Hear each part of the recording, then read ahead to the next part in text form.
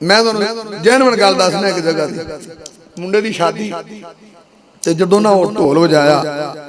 उहदा इक्को एक पुत्तर ते बंदियां आख्या उहदे प्यो नूं, भाई साहब तू भी हैगा हो माड़ा जिहा छोर दा किहड़ा रोज उन्होंने नहीं मैं नहीं नमाजी बंदा उन्हें नहीं मैं नहीं वो ढोल ते जदों डगा वाह वजया ना वो हाजी नूं खरे किहड़ी खुदखुदी होई वो भी हैगा हो के शुरू हो गया। मतलब कईयां नूं खुदखुदी हुंदी है जो जो डगा डुगा वजया उन्हें भी खरे की आवाज आ रही उन्हें अंदर कोई आवाज आ रही जी हुई तो शुरू पर अल्लाह की मर्जी यकीन जानो धुप बड़ी सी सियाणी उम्र चिट्टी दाड़ी वो किवें आखदे बागा झाटा ते हया दा घाटा वो जनाब गर्मी च डिग्या बाबा डिगदा ही मर गया। लब तू मुंडा विआह बंदा तां नबी पाक ने फरमाया ना बसा औकात सही बुखारी जांदा बंदा नेकी करदा करदा करदा ऐसी तकदीर गालिब आंदी सीधा जहन्नम नूं जा वड़दा। नमाजी बंदा है तो अखीर वेख लो क्यों नबी पाक ने सही मुस्लिम में फरमाया युबासु कुल्लु अब्दिन अला मा मात अलैहि। नबी पाक ने सही मुस्लिम के अंदर बंदा जिस हालत च मरेगा कल क़यामत में अल्लाह इस हालत च खड़ा करेगा ता कुरान दा फला तमूतुन्ना इल्ला वंतुम मुस्लिमून अल्लाह दा मरया जे ते मुसलमान होके मरया जे मुती होके मरया जे फरमा बरदार मेरे ताबेदार होके वेखी जिना दी कालक मरदे तेरी जान ना निकले शराब पींदे तेरी जान ना निकले मुसीकी सुनदे तेरी जान ना निकले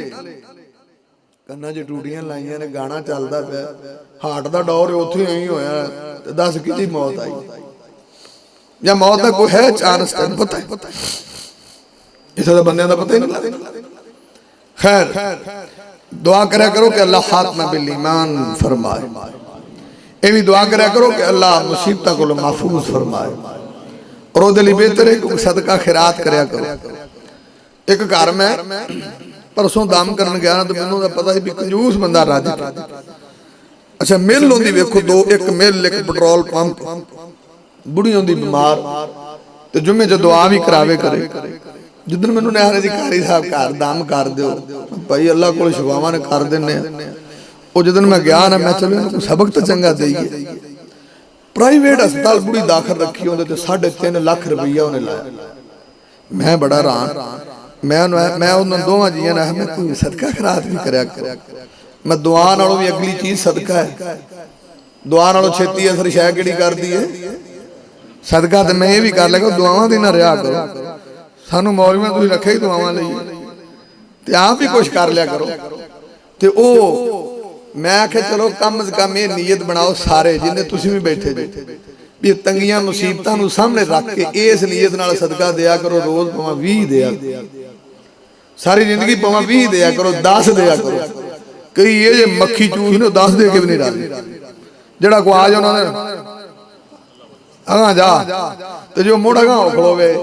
तो उन्होंने को मरासी बन के विखा देने आ वे आंदे असीं भी वड्डे मीर आलम हुंदे तू जा असीं नहीं देंदे असीं सरदार हो के मीर आलम बन खलोना उन्हें जा यार दूजा सलाम भी आ वो बेचारा टुर पैंदा भी एडा सरदार होण दो मत्थियां ते रखी गला जाना ही बनदा खुदा दे बंदे 10-20 ये आदत बनाओ। मैं उन्होंने आख्या जे कदी तू ये देंदा रहिंदा ना सदका ते इत्थे तक गल अपनी नहीं तू अगर सदका देंदा हुंदा ना ते 3.5 लाख नहीं सी लगा ते मैं तेरे रगे कोलों रब इंज कढा दे